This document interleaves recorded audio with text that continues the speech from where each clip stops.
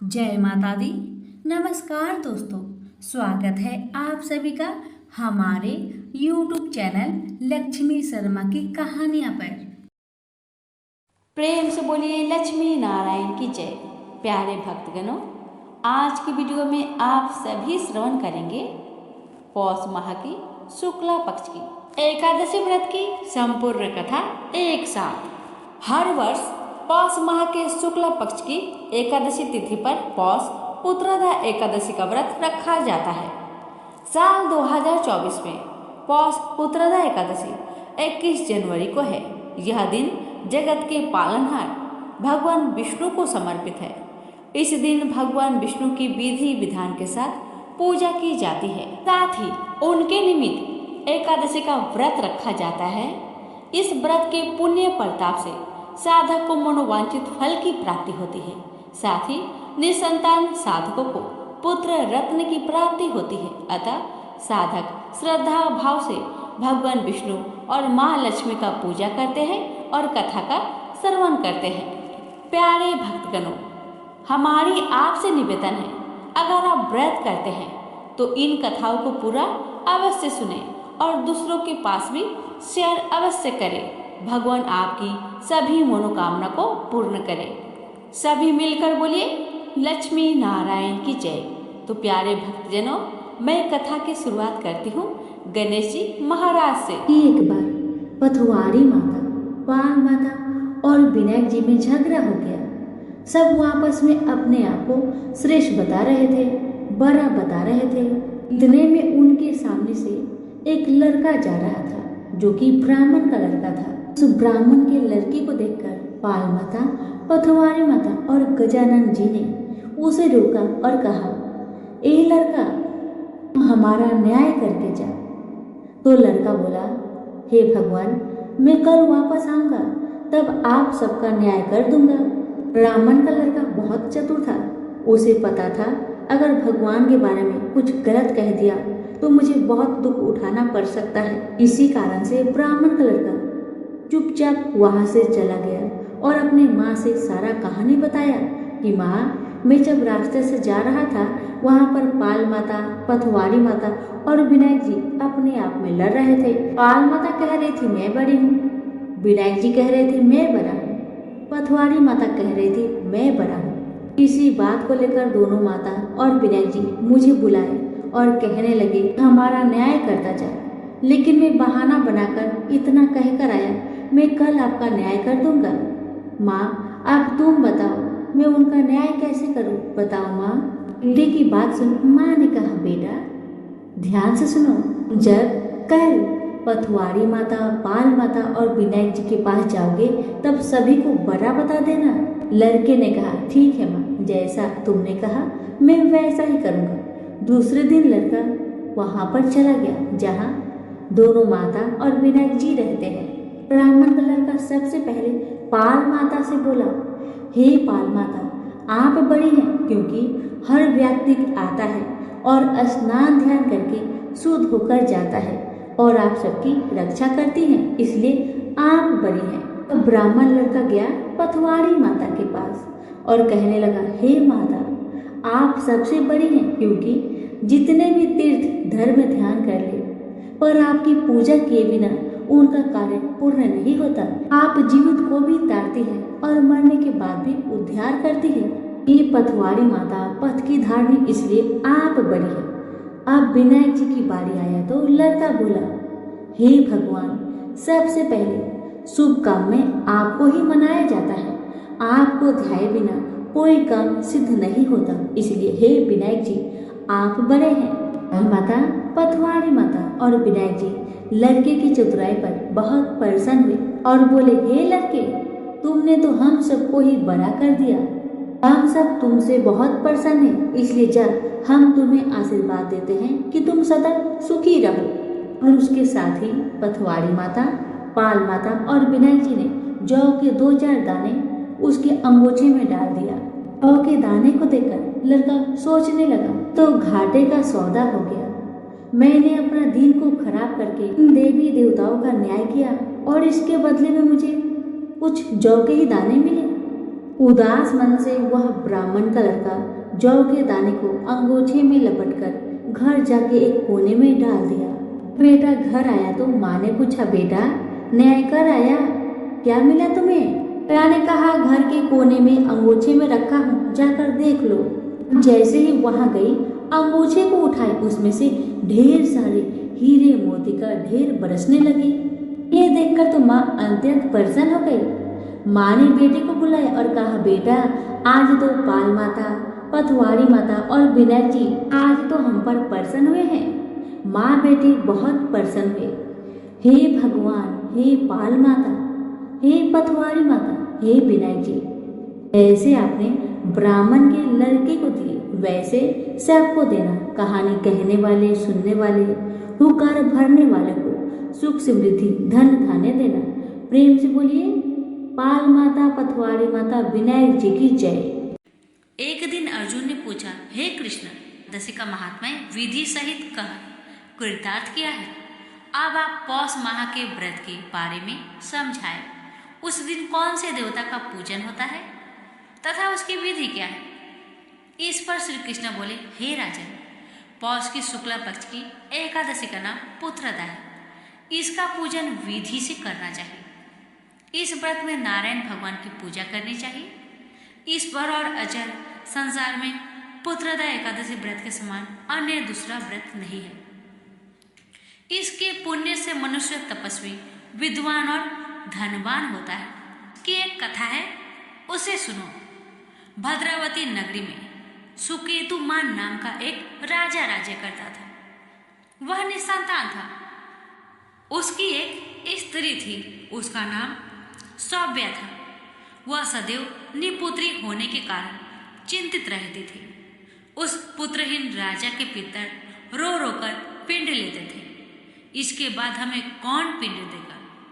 इधर राजा को भी बंधु बांधव, मंत्री, मित्र, राज्य, हाथी घोड़ा आदि से भी संतोष नहीं होता था। उसका एकमात्र कारण पुत्रहीन होना था। वह विचार करता था कि मेरे मरने पर मुझे कौन पिंड देगा?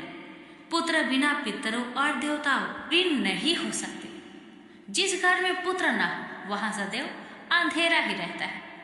इस तरह राजा रात दिन इसी चिंता में लगा रहता। एक दिन राजा ने अपने शरीर त्याग देने की सोची, परंतु विचार करने लगा, आत्मघात करना महापाप है। राजा इस तरह मन में विचार करके एक दिन छिपकर वन को चल दिया। राजा घोड़े पर सवार होकर वन, पंछियों और वृक्षों को देखने लगा। उसने वन में देखा कि मृग, बाघ, सुअर, सिंह, बंदर, सर्प आदि भ्रमण कर रहे हैं। हाथी अपने बच्चों और हथनियों के बीच घूम रहे हैं। वन में राजा ने देखा कि कहीं तो सियार कर्कश शब्द कर रहे थे और कहीं मोर ध्वनि कर रही है। वन के दृश्यों को देखकर राजा को सोच विचार में दोपहर हो गई। अब राजा को भूख और प्यास लगने लगी। वह सोचने लगा कि मैंने अनेकों यज्ञ किए हैं और ब्राह्मणों को मधुर भोजन करवाया है, परंतु फिर भी मुझे यह दुख क्यों मिल रहा है? राजा प्यास के कारण बहुत बेचैन होने लगा और पानी की तलाश में आगे बढ़ा। कुछ ही आगे जाने पर उसे एक सरोवर मिला। उस सरोवर में कमल खिल रहे थे। उस सरोवर में सारस हंस, मगरमच्छ आदि जल क्रीड़ा कर रहे थे। उस सरोवर के चारों तरफ मुनियों के आश्रम बने थे। उस समय राजा के दाहिने अंग फरकने लगे। राजा मन में प्रसन्न होकर सरोवर के किनारे बैठे हुए मुनियों को देखकर घोड़े से उतरा, दंडवत करके उनके सम्मुख बैठ गया। राजा को देखकर मुनीश्वर बोले, हे राजा, हम तुमसे अत्यंत प्रसन्न हैं। तुम इस जगह कैसे आए हो, सो कहो। इस पर राजा ने उनसे पूछा, हे मुनीश्वरों, आप कौन हैं और किस लिए यहाँ पधारे हैं? सो मुनि बोले, हे राजन, आज पुत्र की इच्छा करने वाले को उत्तम संतान देने वाली पुत्रदा एकादशी है। हम लोग विश्वदेव हैं और इस सरोवर पर स्नान करने आए हैं। इस पर राजा बोला, हे मुनीश्वर, मेरे भी कोई पुत्र नहीं है। यदि आप मुझ पर प्रसन्न हो तो एक पुत्र का वरदान दीजिए। मुनि बोले, हे राजन, आज पुत्रदा एकादशी है और आप इसका व्रत करें, भगवान की कृपा से आपके अवश्य ही पुत्र होगा। मुनि के बचनों की कथा अनुसार राजा ने उस दिन पलायन किया और मुनियों को प्रणाम करके अपने महल को वापस आए। रात्रि में रानी ने गर्भ को धारण किया और 9 माह के पश्चात उसके उत्तम पुत्र रत्ना पैदा हुआ। वह राजकुमार बड़ा होने पर अत्यंत वीर, धनवान, यशस्वी और प्रजापालक हुआ। श्री कृष्ण भगवान बोले, राजन, पुत्र की प्राप्ति के लिए पुत्रदा एकादशी का व्रत करना चाहिए। जो मनुष्य इसका महात्म्य व श्रवण पठन करते हैं उसको स्वर्ग मिलता है।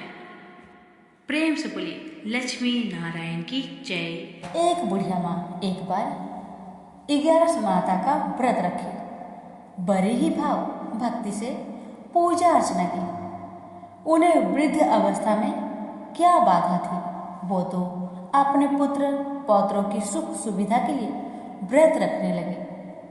वे दिन भर तो जरा कठोर मन करके अपनी प्यास को रख रहे। दिन में पूजा पाठ किया, कथा सुनी और पंडित जी को मिट्टी के पात्र में भरकर पानी और ऋतुफल दान दिया। दोनों भर भर कर बूरा वितरण किया। उन्हें गर्मी के कारण बहुत बेचैनी हो रही थी।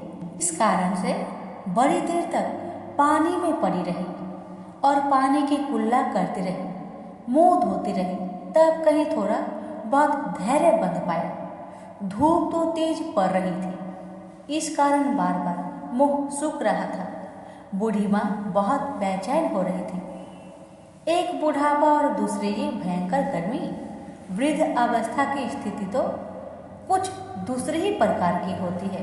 ऐसे तैसे रो धो के दिन कट पाया। अब पहाड़ सी रात सामने थी, उसका काटना बड़ा ही कठिन दिखाई दे रहा था। खटिया पर पड़े शांति नहीं मिल रही थी। वे बार बार करवट बदल रही थी। अनेक बार वो बाहर जाती और भीतर आती। उन्हें घर के अंदर शांति नहीं थी। वे पड़ी पड़ी एकादशी माता का स्मरण करती रही। वे कहती रही कि हे माता जी, आप मेरी लाज रखेगा, आप ही मुझे शक्ति दे दीजिएगा जिससे मैं भली भांति आपका व्रत कर सकूं और ये पहाड़ सी रात शांतिपूर्वक व्यतीत हो सके। प्यास के कारण बूढ़ी माँ की बेचैनी तो बढ़ ही रही थी। उन्होंने धैर्य रखने का बहुत प्रयास किया, किंतु सहनशीलता की सीमा टूट गई और वे घबराकर एकदम चिल्ला पड़ी। बोली, बचाओ बचाओ बचाओ। अम्मा का चिल्लाना सुनकर परिवार भर के नर नारी, बच्चे और पड़ोसी एकत्रित होकर बूढ़ी अम्मा की खटिया के समीप पहुंच गए। सबने पूछा, अम्मा जी, आपको क्या हो गया? आप क्यों चिल्ला पड़ी है? आप इस वृद्धावस्था में ये कठिन व्रत क्यों कर रही हैं? अम्मा जी ने कहा, शक्ति से ही भक्ति होती है। थोड़ी ही देर में वे फिर से बोली कि अरे, हमारे प्राण तो ही निकल जा रहे हैं। मेरी छाती पर ठंडे पानी का घड़ा रख दीजिए। नातियों ने दादी की छाती पर ठंडे पानी का पात्र रख दिया। तब कहीं उन्हें थोड़ा बहुत आराम मिला और थोड़ी देर के लिए उन्होंने अपनी आंखें बंद कर ली। एकादशी माता ने सोचा कि ये बूढ़ी अम्मा है तो बहुत कठोर, जरा जाकर उसकी परीक्षा लेनी चाहिए। वे आधी रात को मुर्गा बनकर टेर लगाने लगे। मुर्गा की आवाज़ सुनकर दादी जल्दी से उठी और बाहर जाकर आसमान की ओर देखा, किंतु आसमान में कहीं उन्हें प्रातःकालीन तारा दिखाई नहीं दिया। वे सोचने लगे कि ये मुर्गा क्यों और कैसे बोल गया है। वे तो आधा रात मालूम प्रतीत होता है। उन्हें प्यास तो बहुत लग ही रही थी। थोड़ा बहुत उनका मन भी विचलित होने लगा था, किंतु अंत में उन्होंने दृढ़ निश्चय किया कि मैं अब व्रत को पूर्ण करके ही छोड़ूंगी, चाहे कुछ भी हो जाए, मेरा प्राणी क्यों ना निकल जाए। ये सोचकर फिर वे खटिया पर शिथिल होकर सो गए। थोड़ी ही देर में एकादशी माता ने उनकी फिर से परीक्षा लेनी चाहिए। एक छोटी सी बालिका एक गिलास में शरबत लेकर उनके सिरहाने खड़ी हो गई और जोर से बोली, दादी जी, सवेरा हो गया, हाथ मुंह धोकर शरबत पी लीजिएगा। पहले तो शरबत का गिलास देखकर उनका मन ललचाने लगा, किंतु अचानक व्रत का स्मरण हुआ है और उन्होंने सोचा कि मैं किसी भी प्रकार से अभी शरबत नहीं पी सकती हूँ और वे शांतिपूर्वक अपनी खटिया पर लेट गए। फिर थोड़ी देर में उन्हें ऐसा लगा कि जैसे किसी ने उन्हें पानी के कुएं में पटक दिया हो। वे बड़ी देर तक उस कुएं में हाथ पांव चलाती रही, किंतु उन्होंने अपने मुख में पानी की एक बूंद भी नहीं जाने दी और वे दृढ़तापूर्वक अपना व्रत पालन करती रही। थोड़ी ही देर में न जाने कहां से सामने आग जलने लगी, जिससे भारी गर्मी बढ़ने लगी। प्यास के कारण प्राण निकलने लगे, किंतु बूढ़ी अम्मा का कुछ भी नहीं बिगड़ पाया। वे जहां की तहां मुस्कुराती हुई बैठी रही। थोड़ी ही देर में बाहर प्रकाश दिखाई देने लगा। ऐसा लगा कि जैसे सवेरा हुआ है। बूढ़ी अम्मा ने जब बाहर निकलकर देखा तो समझ गई कि अभी सवेरा होने में 3-4 घंटे की देरी है। यह जानकर वे शांतिपूर्वक इधर उधर घूमने फिरने लगी। एकादशी माता ये बात अच्छी तरह से समझ गई कि ये बूढ़ी अम्मा किसी भी प्रकार से अपने व्रत से नहीं टल सकती। वे उनके सत्य व्रत को ही अच्छी तरह से समझ गई। सवेरा होते ही बूढ़ी माँ ने स्नान किया, भगवान का पूजा पाठ किया, एकादशी माता की कथा सुनी, ब्राह्मणों को दक्षिणा देकर भोजन करवाया। तब कहीं बूढ़ी अम्मा ने जल ग्रहण किया। कन्याओं को भोजन कराने के बाद अम्मा ने भोजन किया। उस श्रेष्ठ व्रत के प्रताप से बूढ़ी अम्मा की आयु में वृद्धि हो गई। उनका घर परिवार हरा भरा हो गया। घर में अब उनके कोई भी अभाव नहीं रहा। वे हर तरह के सुख साधनों से संपन्न हो गए। नाती नातिनों से उनका घर भर गया और वे उसी दिन से 12 महीने की एकादशी का व्रत करने लगे। एकादशी माता के व्रत के प्रताप से इस संसार में हर प्रकार के सुख भोग कर अंत में बैकुंठ धाम को चले गए। से बोलिए एकादशी माता की जय। एक राजा थे जिनका नाम था स्पर्श। वो माँ भगवती के बहुत बड़ा भक्त थे। वे दिन रात उनकी पूजा आराधना में लीन रहते थे। राजा को किसी चीज की भी कमी नहीं थी, बस उन्हें बच्चे की ख्वाहिश थी। सालों से बच्चा न होने के कारण राजा कुछ निराश रहा करते थे। एक दिन राजा की भक्ति से खुश होकर माँ भगवती ने सपने में आकर उसे 2 बेटी होने का वरदान दिया।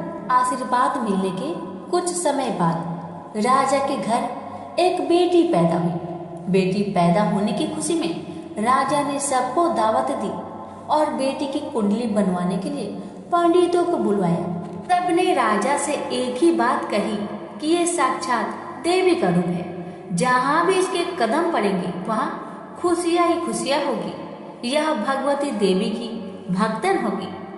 इतना सब कहकर पंडितों ने लड़के का नाम तारा रख दिया। कुछ समय के बाद मंगलवार के दिन राजा के घर एक और बेटी पैदा हुई।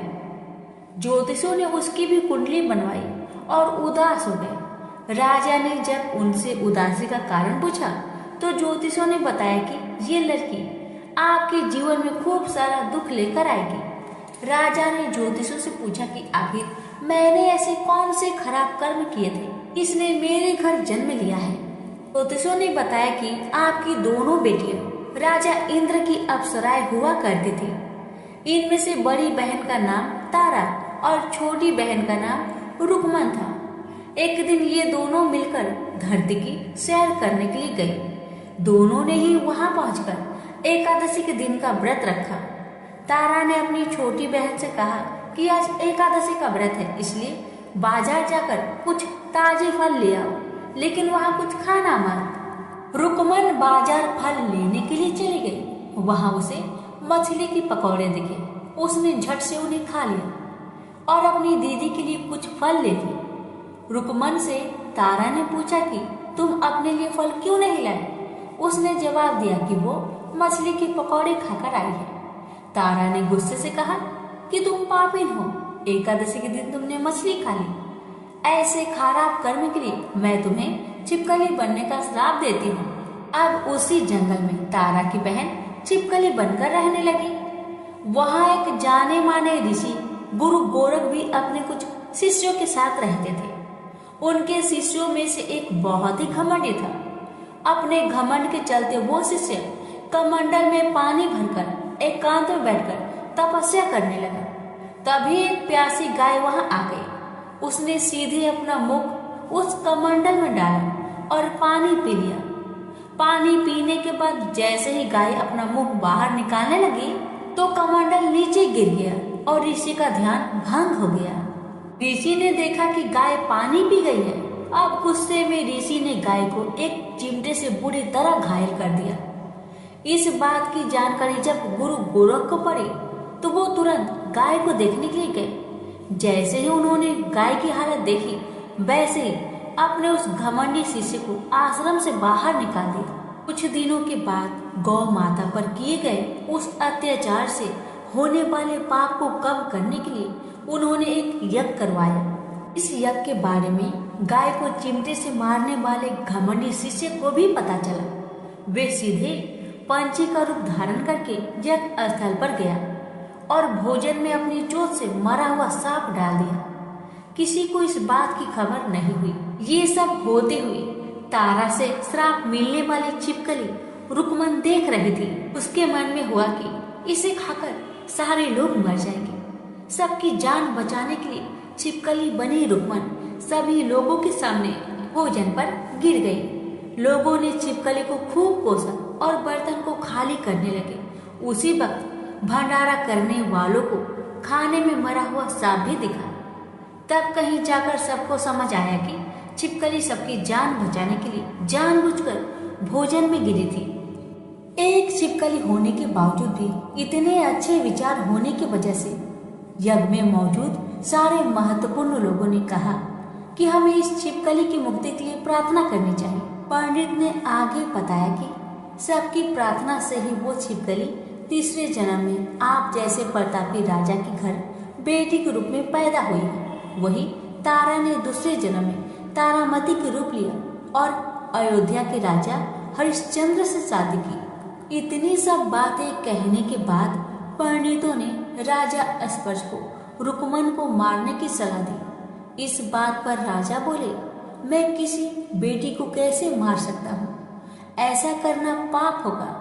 फिर ज्योतिषों ने कहा कि एक संदूक में सोना चांदी लगाकर उसके अंदर लकड़ी को रख देना और संदूक को पानी में बहा देना। उसमें लगा हुआ सोना चांदी देखकर लोग नदी से संदूक जरूर निकालेंगे और लड़की की जान बच जाएगी। राजा ने ज्योतिषों ने जैसा बताया वैसा ही किया। नदी में सोना चांदी जरा हुआ संदूक देखकर काशी के पास ही एक भंगी ने उसे बाहर निकाला। उसके कोई बच्चे नहीं थे, इसलिए उसने संदूक के अंदर की लड़की को पालने का फैसला लिया। उसे भंगी हुआ उसकी पत्नी ने खूब प्यार से पाला और उसका नाम रुक्को रख दिया। बड़ी होते ही दोनों ने रुक्को की शादी करवा दी। रुक्को की सासू माँ तारामती और राजा हरिश्चंद्र के महल में साफ सफाई करने का काम किया करती थी। कुछ दिनों के बाद रुक्को की सासू माँ बीमार हो गई। उनकी जगह रुक्को वहाँ काम करने लगी। तारामती ने उसे देखा और पुराने जन्म के पुण्य के कारण पहचान लिया और उसे कहा कि तुम मेरे साथ बैठ जाओ। रुक्को ने बोला कि मैं तो भंगिन हूँ, इसलिए आपके पास नहीं बैठ सकती। तारामती ने उसे बताया कि तुम पूर्व जन्म में मेरी ही बहन थी।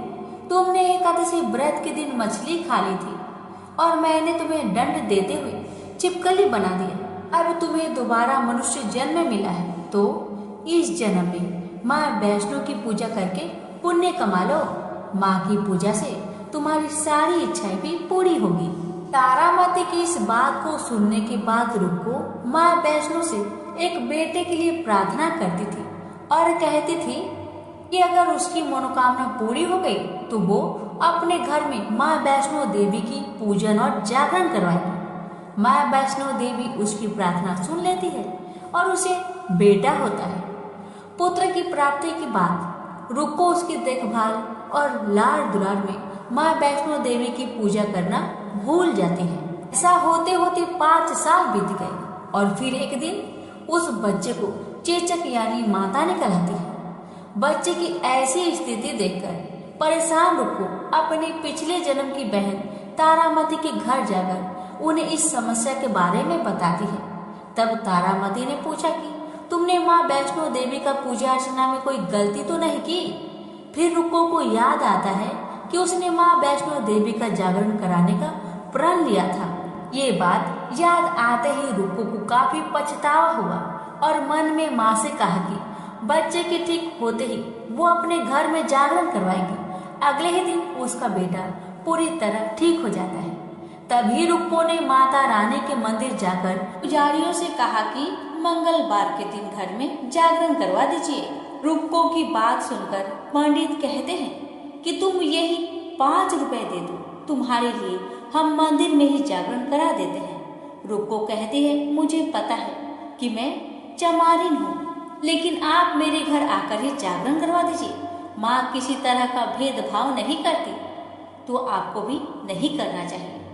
इस पर पंडितों ने विचार विमर्श करके कहा कि अगर रानी आपके जागरण में आती है तो हम तुम्हारे घर आकर जागरण करने के लिए तैयार हैं। पंडितों की बातें सुनकर रुक्को अपनी बहन रानी तारामती के पास जाती है और तारामती को सारी बात बताती है।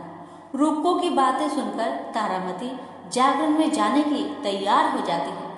इस बात को बताने के लिए रुक्को जब पंडित जी के पास जाती है तब उनके बीच की बातों को सेन नामक नाई सुन लेता है।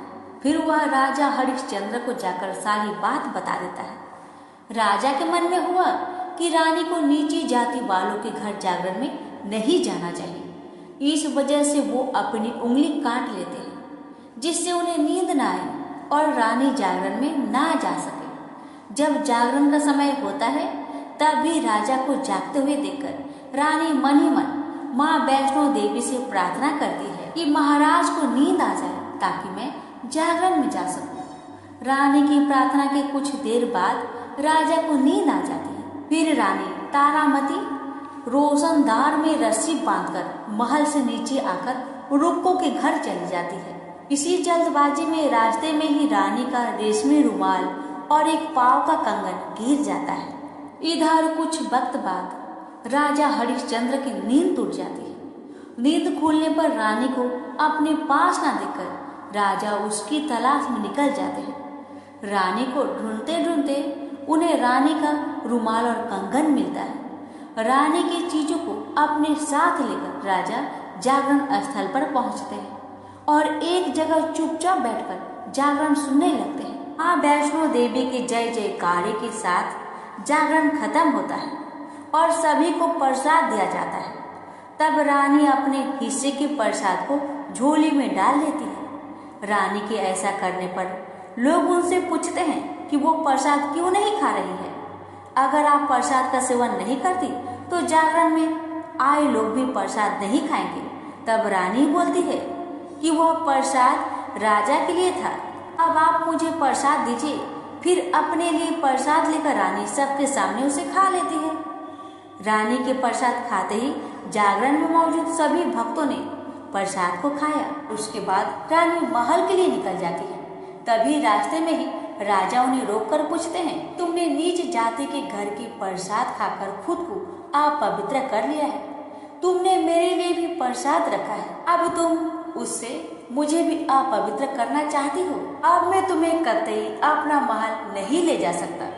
यह बोलते हुए जब राजा रानी की झोली देखता है तब उन्हें प्रसाद की जगह गुलाब, चंपा जैसे अनेक फूल और कच्चा चावल व सुपारियां नजर दिखती है। इस चमत्कार को देखकर राजा हैरान हो जाते हैं। फिर राजा चुपचाप रानी को अपने साथ लेकर महल पहुंचते हैं। महारानी बिना माचिस के ही माता रानी के सामने दीप जलाकर राजा हरिश्चंद्र को और हैरान कर देती है। फिर रानी बोलती है कि माता के दर्शन करने के लिए बहुत बड़ा त्याग करना पड़ता है। इसके लिए आपको अपने बेटे रोहितास की बलि देनी होगी, तभी माँ दुर्गा आपको साक्षात दर्शन देगी। यह सुनकर राजा के मन में माँ के दर्शन की इच्छा होने लगी, जिसके लिए राजा अपने पुत्र की बलि देते हैं। बलि देने के बाद माँ दुर्गा शेर पर सवार होकर प्रकट हो जाती है। उन्हें देखकर राजा हरिश्चंद्र काफी खुश हो गए। और माँ दुर्गा ने तुरंत राजा के बेटे को दोबारा जिंदा कर दिया। इस चमत्कार को देखकर राजा हरिश्चंद्र खुश हो गए। तभी राजा ने माँ की पूरी विधि विधान से पूजा करके उनसे गलतियों की माफी मांगी। माँ दुर्गा ने भी राजा को खुश रहने का आशीर्वाद दिया और अंतर ध्यान हो गए। अब राजा ने तारा रानी से कहा कि मैं बहुत खुश हूँ कि मुझे पत्नी के रूप में आप मिली हैं। फिर राजा हरिश्चंद्र, तारा रानी और रुक्मन तीनों अपनी मनुष्य योनि से छुटकारा पाकर देवलोक में चले जाते हैं। इनसे बोलिए तारा रानी की जय हो, माता रानी की जय हो। श्री कृष्ण भगवान जी का वचन है कि जो प्राणी इस गर्भ गीता का सद्भावना से विचार मनन करता है सो पुरुष फिर गर्भवास में नहीं आता। अर्जुन कहने लगे, हे कृष्ण भगवान, यह प्राणी जो गर्भ विषय में आता है सो किस दोष के कारण आता है? हे प्रभु, जब यह जन्मता है तब इसको जरा आदि रोग लगते हैं, फिर मृत्यु होती है। हे भगवान, वह कौन सा कर्म है जिसके करने से जन्म मरण से रहित होवे?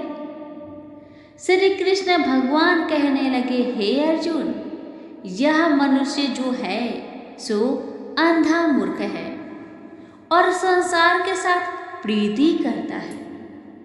यह पदार्थ मैंने पाया है और वह मैं पाऊंगा, ऐसी चिंता इस प्राणी के मन से उतरती नहीं। 8 पहर माया को ही मांगता है, इन बातों को करके बार बार जन्मता है और मरता है। वह गर्भ विषय दुख पाता रहता है। अर्जुन कहने लगे, हे कृष्ण भगवान, यह मन हाथी की न्याय है, तृष्णा इसकी शक्ति है। यह मन तो 5 के बस में है, काम, क्रोध, लोभ, मोह और अहंकार। इन 5 में अहंकार बहुत बली है। ये कौन सा यत्न है जिससे मन बस में होए? वैसा ही मन रूपी हाथी को बस में करने के लिए ज्ञान रूपी अंकुश है। अहंकार करने से यह जीव नरक में पड़ता है। अर्जुन कहने लगे, हे भगवान, जो एक तुम्हारे नाम के लिए वन खंड में फिरते हैं, एक वैरागी हुए हैं, एक धर्म करते हैं, इनको कैसे जाने? जो वैष्णव है वे कौन है? श्री कृष्ण भगवान कहने लगे, हे अर्जुन, मेरे ही नाम के लिए वनों में फिरते हैं, वह सन्यासी कहते हैं। एक सिर पर जटा बांधते हैं, एक अंग पर भस्म लगाते हैं। उनमें हम नहीं है क्योंकि इनमें अहंकार है। इससे मेरा दर्शन दुर्लभ है। अर्जुन कहने लगे, हे भगवान, वह कौन सा पाप है जिससे स्त्री की मृत्यु हो जाती है? वह कौन सा पाप है जिससे पुत्र मर जाता है? और नपुंसक कौन से पाप से होते हैं? श्री भगवान कहने लगे, हे अर्जुन, जो किसी से कर्जा लेता है और देता नहीं, इस पाप से औरत मरती है। और जो किसी की अमानत रखी हुई बचा लेता है, उसके पुत्र मर जाते हैं। जो किसी का कार्य किसी के गोचर आए पड़े और वह जबानी कहे कि मैं तेरा कार्य सबसे पहले कर दूंगा, और जब समय आए तक उसका कार्य ना करे, इस पाप से नपुंसक हो जाता है। ये बड़े पाप है। अर्जुन कहने लगे, हे भगवान, कौन पाप से मनुष्य सदैव रोगी रहता है? किस पाप से गधे का जन्म पाता है, स्त्री का जन्म पाता है, तथा टट्टू का जन्म क्यों कर पाता है? और बिल्ली का जन्म किस पाप से होता है? श्री भगवान कहने लगे, हे अर्जुन, जो भी मनुष्य कन्यादान करते हैं और इस दान में मूल्य लेते हैं वे दोषी है। वे मनुष्य सदा रोगी रहते हैं। जो विषय विकार के वास्ते मदिरा पान करते हैं वे टट्टू का जन्म पाते हैं, और जो झूठी गवाही भरते हैं वह औरत का जन्म पाता है। जो रसोई बना के पहले आप भोजन कर लेती है और पीछे परमेश्वर को अर्पण करती है तो वे बिल्ली का जन्म पाती है। और जो मनुष्य अपनी झूठी वस्तु दान करते हैं औरत का जन्म पाते हैं, वह गुलाम औरतें होती है। अर्जुन कहने लगे, हे भगवान, कई मनुष्यों को आपने स्वर्ण दिया है, सो उन्होंने कौन सा पुण्य किया है? और कई मनुष्यों को आपने हाथी घोड़ा रथ दिए हैं, उन्होंने कौन सा पुण्य किया है? श्री भगवान कहने लगे, हे अर्जुन, जिन्होंने स्वर्ण दान किया है उनको हाथी घोड़े वाहन मिलते हैं। जो परमेश्वर के निमित्त कन्यादान करते हैं सो पुरुष का जन्म पाते हैं। अर्जुन कहने लगे, भगवान, जिन पुरुषों के अंदर विचित्र शरीर है उन्होंने कौन सा पुण्य किया है? किसी दो के घर संपत्ति है, कोई विद्वान है, उन्होंने कौन सा पुण्य किया है? श्री भगवान कहने लगे, हे अर्जुन, जिन्होंने अन्न का दान किया है उनका सुंदर स्वरूप है। जिन्होंने विद्या दान किया है वह विद्यावान होते हैं। जिन्होंने संतों की सेवा की है वह पुत्रवान होते हैं। अर्जुन कहने लगे, हे भगवान, किसी को धन से प्रीति है, कोई को स्त्रियों से प्रीति करते हैं। इसका क्या कारण है, समझाकर कहिए। श्री कृष्ण भगवान कहने लगे, हे अर्जुन, धन और स्त्री सब नाश रूप है, मेरी भक्ति का नाश नहीं है। अर्जुन कहने लगे, भगवान, यह राजपाट किस धर्म के करने से मिलता है? विद्या कौन से धर्म करने से मिलती है? श्री कृष्ण भगवान कहने लगे, हे अर्जुन, जो प्राणी काशी जी में निष्काम भक्ति से तप करते हुए देह त्यागते हैं वह राजा होते हैं, और जो गुरु की सेवा करते हैं सो विद्वान होते हैं। अर्जुन कहने लगे, हे भगवान, किसी को धन अचानक बिना किसी परिश्रम से ही मिलता है, सो उन्होंने कौन सा पुण्य किया है? श्री कृष्ण भगवान कहने लगे, अर्जुन, जिन्होंने गुप्त दान किया है उनको धन अचानक मिलता है। जिसने परमेश्वर निमित्त पराया कार्य संवारा है वह मनुष्य रोग से रहित होते हैं। अर्जुन कहने लगे, हे भगवान, कौन से पाप से अमली होते हैं और कौन पाप से गूंगे होते हैं और कौन पाप से कुष्ठी होती है? श्री कृष्ण भगवान कहने लगे, हे अर्जुन, जो आदमी निज कुल की स्त्री से गमन करते हैं सो अमली होते हैं। जो गुरु से विद्या पढ़कर मुकर जाते हैं सो गूंगे होते हैं। जिन्होंने गोघात किया है वे कुष्ठी होते हैं। अर्जुन कहने लगे, हे भगवान, जिस किसी पुरुष के देह में रक्त का विकार होता है वह किस पाप से होता है? और कोई दरिद्र होते हैं, किसी को खरक वायु होती है, और कोई अंधे होते हैं, तो कोई पंगुल होते हैं, सो कौन से पाप से रहित होते हैं? और कई स्त्रियां बाल विधवा होती है, तो यह किस पाप से होती है? श्री कृष्ण भगवान कहने लगे, हे अर्जुन, जो सदा क्रोधवान रहते हैं उन्हें रक्त विकार होता है। जो मलिन रहते हैं वह सदा दरिद्र होते हैं। जो कुकर्मी ब्राह्मण को दान देते हैं उनके खरक वायु होते हैं। जो पराई स्त्री को निर्वस्त्र देखते हैं, गुरु की पत्नी को दृष्टि करते हैं, सो अंधे होते हैं। जिसने गुरु और ब्राह्मण को लात मारी है सो लंगड़ा व पंगुला होता है। जो औरत अपने पति को छोड़कर पराये पुरुषों से संग करती है सो वह बाल विधवा होती है। अर्जुन कहने लगे, हे भगवान, आप पर ब्रह्मा हो, आपको नमस्कार है। आगे मैं आपको संबंधी जानता था, परंतु अब मैं ईश्वर रूप जानता हूँ।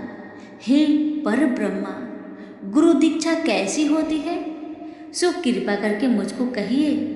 श्री कृष्ण भगवान बोले, हे अर्जुन, तुम धन्य हो, तुम्हारे माता पिता भी धन्य हैं, जिनके तुम ऐसे पुत्र हो। हे अर्जुन, सारे संसार का गुरु जगन्नाथ, विद्या का गुरु काशी, चारों वर्णों का गुरु सन्यासी है। सन्यासी उसको कहते हैं जिन्हें सबका त्याग करके मेरे प्रति मन लगाया है, सो ब्राह्मण जगत गुरु है। हे अर्जुन, यह बात ध्यान देकर सुनने की है। गुरु कैसा करे, जिसने सब इंद्रियां जीती हो, जिसको सब संसार ईश्वरमय नजर आता हो और सब जगत से उदास हो। ऐसा गुरु करे जो परमेश्वर को जानने वाला हो और उस गुरु की पूजा सब तरह से करे। हे अर्जुन, जो गुरु काम भक्त होता है और जो प्राणी गुरु की पूजा सब तरह से करे। हे अर्जुन, जो गुरु का भक्त होता है और जो प्राणी गुरु के सम्मुख होकर भजन करते हैं, उसका भजन करना सफल है। जो गुरु से विमुख है, उनको 7 ग्राम मारे का पाप है। गुरु से विमुख प्राणी दर्शन करने योग्य नहीं होते। जो गृहस्थी संसार में गुरु के बिना है, चांडाल के समान है। जिस तरह मदिरा का भंडार हो, उसमें जो गंगा जल है सो अपवित्र है, इसी तरह गुरु से विमुख का भजन सदा अपवित्र होता है। उसके हाथ का देवता भी नहीं लेते, उसके सब कर्म निष्फल है।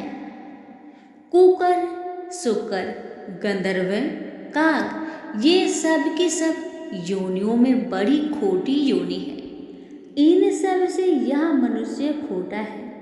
जो गुरु नहीं करता, गुरु बिना गति नहीं होती, यह अब से नरक हो जाएगा। गुरु दीक्षा बिना प्राणी के सब कर्म निष्फल होते हैं। हे अर्जुन, जैसे चारों वर्णों को मेरी भक्ति करना योग है, तैसे गुरु धार के गुरु भक्ति करना योग है। जैसे गंगा नदियों में उत्तम है, सब व्रतों में एकादशी का व्रत श्रेष्ठ है, वैसे ही अर्जुन, शुभ कर्मों में गुरु सेवा उत्तम है। गुरु दीक्षा बिना प्राणी पशु योनि पाता है। जो धर्म भी करता है सो पशु योनि में फल भोगता है, 84 योनियों में भ्रमता रहता है। अर्जुन कहने लगे, हे श्री कृष्ण भगवान, गुरु दीक्षा क्या वस्तु है। कृष्ण भगवान कहने लगे, हे अर्जुन, धन्य जन्म है तेरा जिसने यह प्रश्न किया है, तू धन्य है। गुरु दीक्षा के 2 अक्षर है, हरिओम। इन अक्षरों को गुरु कहता है। यह चारों वर्णों को अपनाना श्रेष्ठ है। हे अर्जुन, जो गुरु की सेवा करता है उस पर मेरी प्रसन्नता है। वह 84 से छूट जाएगा, जन्म मरण से रहित हो, नरक नहीं भोगता। गुरु की सेवा करता है, उसको कई अश्वमेध यज्ञ के पुण्य का फल मिलता है। गुरु की सेवा मेरी सेवा है। हे अर्जुन, हमारे तुम्हारे संवाद को जो पढ़े सो गर्भ के दुख से बचेंगे, 84 कट जाएगी। इसी से इस पाठ का नाम गर्भ गीता है। श्री कृष्ण भगवान जी के मुख से अर्जुन ने श्रवण की है, गुरु दीक्षा लेना उत्तम कर्म है। उसका फल है कि नरक से वह 84 जीव से बचा रहता है। भगवान बहुत प्रसन्न होते हैं। सभी प्रेम से बोलिए श्री कृष्ण भगवान की जय। कि एक बार भगवान विष्णु बैकुंठ लोक लक्ष्मी जी के साथ विराजमान थे। उसी समय उच्च श्रवा नामक अश्व पर सवार होकर रेवंत का आगमन हुआ। उच्च श्रवा अश्व सभी लक्षणों से युक्त, देखने में अत्यंत सुंदर था। उसकी सुंदरता की तुलना किसी अन्य अश्व से नहीं किया जा सकता। अतः लक्ष्मी जी उस अश्व के सौंदर्य को एकटक देखती रह गई। जब भगवान विष्णु ने लक्ष्मी जी को मंत्र मुक्त होकर अश्व को देखते हुए पाया तो उन्होंने उनका ध्यान अश्व की ओर से हटाना चाहा, लेकिन लक्ष्मी जी देखने में तल्लीन रही। भगवान विष्णु द्वारा बार बार झांक झोरने पर भी जब उनकी तंद्रा भंग न हुई, तब इसे अपनी अवहेलना समझकर भगवान विष्णु को क्रोध आ गया और उन्होंने गुस्से में आकर लक्ष्मी जी को श्राप देते हुए कहा कि तुम इस समय अश्व के सौंदर्य में इतनी खोई हुई हो कि मेरे द्वारा बार बार झकझोर करने पर भी तुम्हारा ध्यान इसी में लगा रहा। अब तुम अश्वी हो जाओ। जब लक्ष्मी जी का ध्यान भंग हुआ और श्राप के बारे में पता चला तो वो क्षमा मांगते हुए समर्पित भाव से भगवान विष्णु की वंदना करने लगी। मैं आपके वियोग में एक पल भी जीवित नहीं रह सकती, अतः आप मुझ पर कृपा करें एवं अपना श्राप वापस ले लीजिए। तब विष्णु जी ने अपने श्राप में सुधार करते हुए कहा, श्राप तो पूरी तरह वापस नहीं लिया जा सकता, लेकिन हाँ, तुम्हारे अश्वी रूप में पुत्र प्रसव के बाद तुम्हें इस योनि से मुक्ति मिलेगी और तुम पुनः मेरे पास वापस लौटोगी। भगवान विष्णु के श्राप से अश्वी बनी हुई लक्ष्मी जी यमुना पर तमसा नदी के संगम पर भगवान शिव की तपस्या करने लगी। लक्ष्मी जी के तप से प्रसन्न होकर शिव पार्वती के साथ आए। उन्होंने लक्ष्मी जी से तप करने का कारण पूछा। तब लक्ष्मी जी ने अश्वी हो जाने से संबंधित सारा वृत्तांत उन्हें सुना दिया और अपने उद्धार की प्रार्थना उनसे करने लगे। तब भगवान शिव ने कहा, देवी तुम चिंता ना करो, इसके लिए मैं विष्णु को समझाऊंगा कि वे अश्व का रूप धारण करके तुम्हारे साथ रमन करें और तुमसे अपने जैसा ही पुत्र उत्पन्न करें ताकि तुम उनके पास शीघ्र वापस जा सको। भगवान शिव की बात सुनकर अश्वी रूपधारी लक्ष्मी जी को काफी प्रसन्नता हुई। उन्हें यह आभास होने लगा कि अब मैं शीघ्र ही श्राप के बंधन से मुक्त हो जाऊंगी और श्री हरि विष्णु को प्राप्त कर लूंगी। भगवान शिव वहां से चले गए। अश्वी रूपधारी लक्ष्मी जी ने पुनः तपस्या में लग गए। काफी समय बीत गया, लेकिन भगवान विष्णु उनके समीप नहीं आए। तब उन्होंने भगवान शिव का पुनः स्मरण किया। भगवान शिव प्रकट हुए। उन्होंने लक्ष्मी जी को संतुष्ट करते हुए कहा, देवी धैर्य धारण करो, धैर्य का फल मीठा होता है। विष्णु अश्वरूप में तुम्हारे समीप अवश्य आएंगे। इतना कहकर भगवान शिव अंतर्ध्यान हो गए। कैलाश पहुंचकर भगवान शिव विचार करने लगे कि विष्णु को कैसे अश्व बनाकर लक्ष्मी जी के पास भेजा जाए। अंत में उन्होंने अपने गण चित्ररूप को दूत बनाकर विष्णु जी के पास भेजा। चित्ररूप भगवान विष्णु के लोक में पहुंचे। भगवान शिव का दूत आया है, यह जानकर भगवान विष्णु ने दूत से सारा समाचार कहने को कहा। दूत ने भगवान शिव की सारी बातें उन्हें कह सुनाई। अंत में भगवान विष्णु शिव का प्रस्ताव मानकर अश्व बनने के लिए तैयार हो गए। उन्होंने अश्वरूप धारण किया और पहुंच गए यमुना और तमसा के संगम पर, जहां लक्ष्मी जी अश्व का रूप धारण कर तपस्या कर रही थी। भगवान विष्णु को अश्व रूप में आया देखकर अश्वी रूपधारी लक्ष्मी जी काफी प्रसन्न हुई। दोनों एक साथ विचरण एवं रमन करने लगे। कुछ ही समय पश्चात अश्वी रूपधारी लक्ष्मी गर्भवती हो गई। यथा समय अश्वी के गर्भ से एक सुंदर बालक का जन्म हुआ। तत्पश्चात लक्ष्मी जी बैकुंठ लोक श्री हरि विष्णु के पास चली गई। लक्ष्मी जी के जाने के बाद उस बालक के पालन पोषण की जिम्मेवारी यताति के पुत्र पूर्वसु ने ले लिया, क्योंकि वे संतानहीन थे और पुत्र प्राप्ति हेतु यज्ञ कर रहे थे। उस बालक का नाम हेहय रखा गया। कालांतर में हेहय के वंशज ही हेहय वंशी कहलाए। प्रेम से बोलिए लक्ष्मी नारायण की जय। एक बार माली, सुमाली और मल्यवान नाम के 3 राक्षस भाइयों ने ब्रह्मा जी को प्रसन्न करने के लिए कठोर तपस्या किया। उनकी तपस्या से परेशान होकर ब्रह्मा जी प्रकट हुए और बोले, मैं तुम्हारी तपस्या से प्रसन्न हूँ, वर मांगो। तीनों ने एक स्वर में कहा, भगवान यदि आप हमारी तपस्या से प्रसन्न हैं तो हमें ऐसा वरदान दीजिए ताकि हम किसी से पराजित ना हो। ब्रह्मा जी ने कहा, ऐसा ही होगा, मगर एक बात याद रखना, अगर तुम लोग भगवान विष्णु से युद्ध कर बैठो तो तुम्हारी मौत निश्चित है। राक्षस ब्रह्मा जी की बात मान गए। उन्होंने कहा, प्रभु हमारे लिए किसी ऐसे स्थान का निर्माण करें जहाँ हम निर्विघ्न रह सके, जहाँ पर हमें किसी प्रकार का भय ना हो।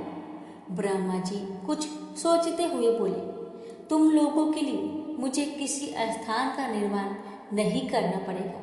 समुद्र के बीचों बीच सोने की एक नगरी लंका नाम से है। उसे पवन ने विश्वकर्मा की मदद से बनवाया है। वह आजकल खाली पड़ी है। तुम लोग उस नगरी में रहो, वह हर प्रकार से सुरक्षित है। इतना कहकर ब्रह्मा जी अंतर्ध्यान हो गए। तीनों भाई प्रसन्न मन से लंका की ओर चल पड़े। लंका में राक्षस राज्य स्थापित हो गया। कहावत सच है कि लोभ उत्पन्न होने से पाप पैदा होता है और पाप से मृत्यु होती है। एक दिन लंका में तीनों भाइयों ने विचार किया कि देवतागण विष्णु भगवान का अभयदान पाकर किसी से नहीं डरते, यह अच्छी बात नहीं है। देवताओं के घमंड को चूर करने के लिए क्यों न विष्णु भगवान को मार दिया जाए, फिर तो देवताओं को एक एक करके आसानी से मारा जा सकेगा। इससे स्वर्ग पर भी हमारा राज्य हो जाएगा, हमें किसी का भय न रहेगा। यह विचार करके तीनों भाई राक्षसों की बड़ी सेना लेकर विष्णु भगवान से युद्ध करने जा पहुंचे। साक्षात भगवान से मूर्खों का युद्ध आरंभ हो गया। भगवान विष्णु ने पहले तो चालाकी की, राक्षसों का पल्ला भारी कर दिया। इससे तीनों भाई बड़े खुश हुए। उन्होंने सोचा, विष्णु को हम जल्दी मार ही देंगे। फिर घमासान युद्ध शुरू हो गया। विष्णु भगवान ने अपना सुदर्शन चक्र जो घुमाकर फेंका तो उसने एक बार में ही सुमाली का सिर धड़ से अलग कर दिया। यह देख राक्षस सेना में भगदड़ मच गई। माली और मल्यवान ने देखा कि अगर उन्हें जीवित रहना है, उन्हें विष्णु भगवान की शरण में जाना होगा, वरना चक्र से उनकी रक्षा नहीं हो सकेगी। इतना सोचकर वो दोनों जल्दी ही भगवान के चरणों में जाकर गिड़गिड़ाकर अपने प्राणों की भिक्षा मांगने लगे। भगवान विष्णु ने कहा, ठीक है, मैं तुम दोनों को क्षमा करता हूँ, मगर तुम दोनों पृथ्वी पर नहीं रहोगे। अगर मुझको पता चल गया कि तुम लोग पृथ्वी पर रह रहे हो तो मैं तुम दोनों को मार दूंगा। विष्णु भगवान का आदेश पाकर राक्षस राजा माली और मल्यवान वहां से भागे। डर के मारे उनका बुरा हाल था। स्वर्णपुरी छोड़कर वे दोनों पाताल में जाकर रहने लगे। विश्रुवा मुनि की प्रथम पत्नी से उत्पन्न पुत्र का नाम था कुबेर। कुछ बड़ा होने पर उसने घोर तपस्या के द्वारा ब्रह्मा जी को प्रसन्न कर लिया। ब्रह्मा जी ने उसे धन का स्वामी बना दिया। अब देवता भी उसकी समस्या से खुश थे, अतः उन्होंने कुबेर को उपहार दिया। प्रत्येक देवता ने उसे बहुमूल्य उपहार से लाद दिया। इतने सारे उपहार और ब्रह्मा जी के वरदान को लेकर वह अपने पिता के पास आया, पर कुबेर प्रसन्न नहीं था। उसके रहने के लिए कोई स्थान नहीं था। जब उसने अपने पिता से यह बात कही तो मुनि ने कहा, पुत्र, स्वर्णपुरी लंका आजकल खाली है, वहां पर राक्षसों का राज्य था। राक्षस विष्णु भगवान के डर से पाताल में भाग गए हैं। तुम वहां जाकर रहो, वह स्थान अच्छा और सुरक्षित है। कुबेर ने वहां जाकर रहना आरंभ कर दिया। लंका फिर से आबाद होने लगी। एक दिन रावण को उसके नाना मल्यवान ने पाताल से आकर कहा, पुत्र, अब समय आ गया है कि तुम अपने राज्य को फिर से प्राप्त करो। मेरा अर्थ लंका से है। वहां पर कुबेर का शासन है। वह राज्य हमारे ही है। हम उसके शासक थे, पर विष्णु भगवान के डर से हम पाताल चले गए और उस पर कुबेर ने अपना अधिकार जमा लिया है। राक्षस वंश के होने के नाते तुम ही उसके वास्तव में अधिकारी हो। रावण ने कहा, नाना जी, आप यह क्या कह रहे हैं? कुबेर तो मेरा बड़ा भाई है। उसको हटाकर मैं वहां का राजा कैसे हो सकता हूँ? यह नहीं होगा। यह सुनकर मल्लवान मुस्कुराया, फिर बोला, संसार में कौन ऐसा है जो भाई के सुख से सुखी हुआ है? नाग का भाई गरुड़ है, पर वह नाग का जानी दुश्मन है। नाग को देखते ही वह खा जाता है। वह जो अमरावती का इंद्र है, वह भी अपने भाई को मारकर वहां का राजा होकर सुख भोग रहा है। और भी बहुत से ऐसे उद्यान हैं जहां आश्रम में रहकर कष्टमय जीवन व्यतीत करने से क्या फायदा। अब अपनी चीज है तो उसका उपयोग क्यों नहीं किया जाए? यह कहकर मल्लवान पाताल चला गया। रावण के दिमाग में बात घूमने लगी। नाना जी ठीक ठीक कह रहे हैं, उसे लंका का अधिकारी होना चाहिए। उसने तुरंत एक दूत को लंका रवाना करके अपनी बात को कहला भेजी। कुबेर उसके प्रस्ताव को सुनकर डर गया। वह भागा भागा अपने पिता के पास आया। सारी बात सुनने के पश्चात मुनि बोले, बेटा, झगड़ा करने से कोई फायदा नहीं। रावण बड़ा हठी और दुर्बुद्धि स्वभाव का लड़का है। एक बार उसके दिमाग में कोई बात घूम जाती है तो वह उसे पूरा ही करके छोड़ता है। अच्छा, यह होगा कि तुम लंका छोड़ दो, उसी में तुम्हारी भलाई है। दुष्ट से झगड़ा करने से कोई लाभ नहीं है। कुबेर ने लंका छोड़ दी। रावण यह जानकर बड़ा प्रसन्न हुआ।